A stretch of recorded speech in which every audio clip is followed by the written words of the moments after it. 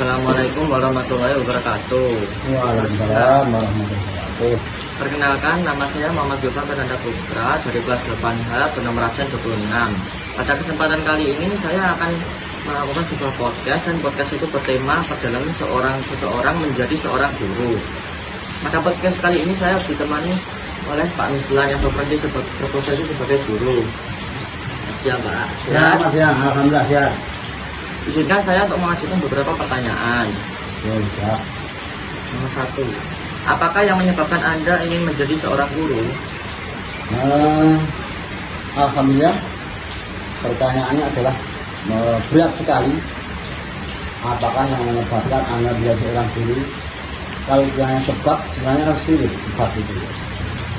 Kebetulan Bapak dulu hidup di lingkungan yang mayoritas adalah guru SD, sehingga tanpa disadari pun waktu itu ketika Bapak masih muda, sekolahnya juga ngikut sama lingkungan sekitar. Lingkungan sekitar sekolah dari SD ke SMP ke SPG, dan seterusnya, sehingga menjadi guru. Itulah yang menyebabkan saya menjadi guru. Jadi tidak ada yang mendorong, tidak ada yang menyuruh, hanya itu ada pengaruh dari lingkungan. Oke, lanjut ke pertanyaan kedua.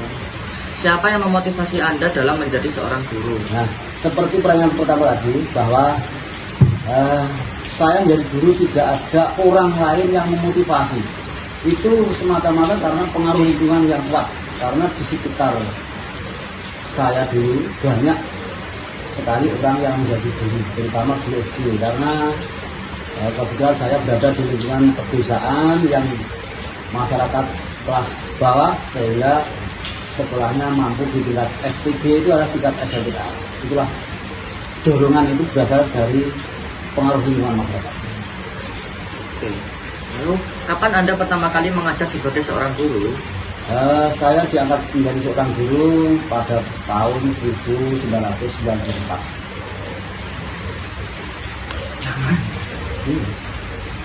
Kapan seorang guru harus memperbarui metode pengajarannya?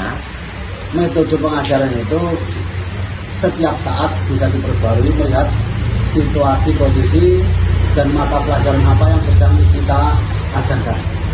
Jadi kita tidak terfokus pada satu metode. Bahkan di dalam perjalanan pembelajaran pun kadang-kadang kita bisa merubah metode tersebut Menyesuaikan. sesuai keadaan. Lalu, di mana Anda melaporkan masalah terkait pekerjaan Anda? Ya, tentu karena kami ini adalah bawahan dan punya atasan, strukturnya adalah dari guru ke kepala sekolah ke pengawas, dan seterusnya. Sehingga kami harus melapor yang pertama kali tentu kepada kepala sekolah. Nanti kepala sekolah itu ke atasan dan seterusnya. Mengapa seorang murid dan guru harus memiliki komunikasi yang baik? Nah, itu hal yang wajib menurut saya dan harus dilakukan. Karena tanpa ada komunikasi antara guru dan murid, tentu seorang guru tidak akan bisa menyelami keadaan seorang murid tersebut. Karena apa? Sebenarnya setiap individu itu mempunyai kelebihan dan kekurangan masing-masing. Sehingga ketika guru itu punya komunikasi yang erat dengan murid, guru tersebut paham kebutuhan apa yang diperlukan oleh murid tersebut, sehingga komunikasi atau pembelajaran juga berjalan dengan sebaik-baiknya. Bagaimana cara guru untuk menangani murid yang sulit diatur? Itu kalau berdasarkan pengalaman, karena itu menurut saya teori tidak ada, itu adalah berdasarkan pengalaman. Banyak murid saya itu yang susah diatur, tapi tentu itu adalah kasus orang per orang, tidak seluruh murid susah diatur. Saya menekankan pada pendekatan individu. Contoh, ada seorang murid yang kebetulan orang tuanya adalah berada di luar negeri, sehingga anak tersebut diasuh oleh neneknya. Anak tersebut luar biasa.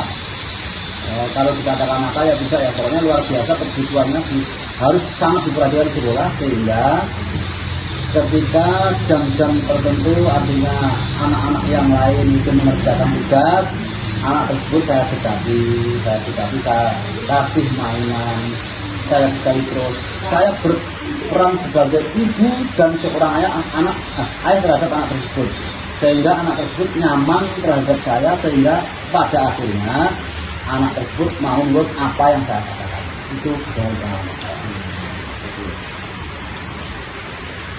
Lalu, apa tantangan terbesar sebagai seorang guru dalam mengajar? Kalau dikatakan tantangan terbesar itu ya, tidak ada yang terbesar. Karena apa? Menurut saya begini itu berhadapan dengan murid itu adalah sebuah tantangan. Tantangan apa? Dari murid yang belum bisa harus menjadi bisa. Itu kan tantangan. Tantangan terbesarnya apa?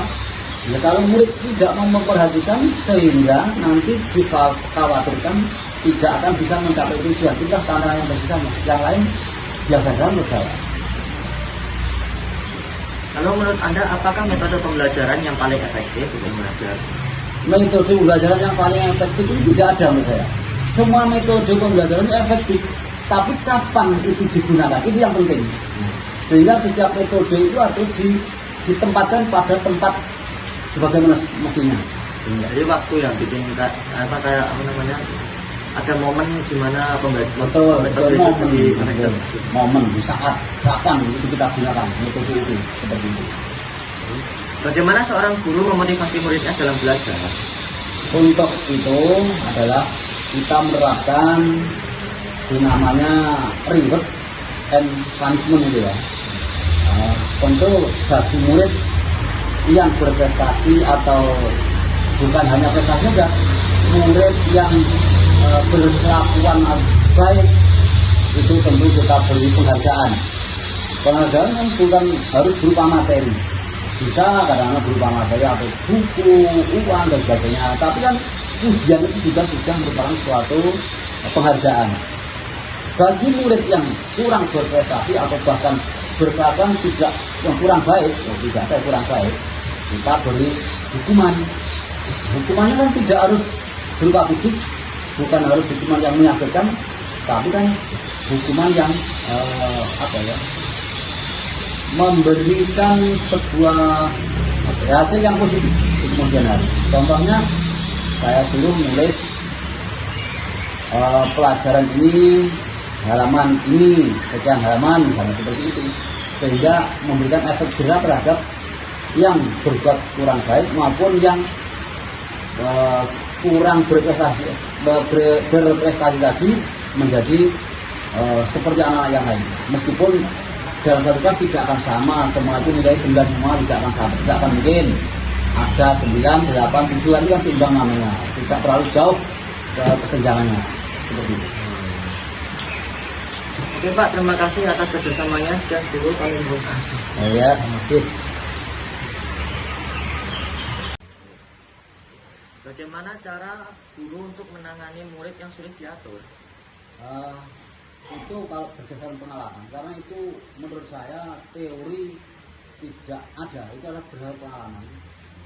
Banyak murid saya itu yang susah diatur, tapi tentu itu adalah kasus orang per orang, tidak seluruh murid susah diatur. Saya menekankan pada pendekatan individu.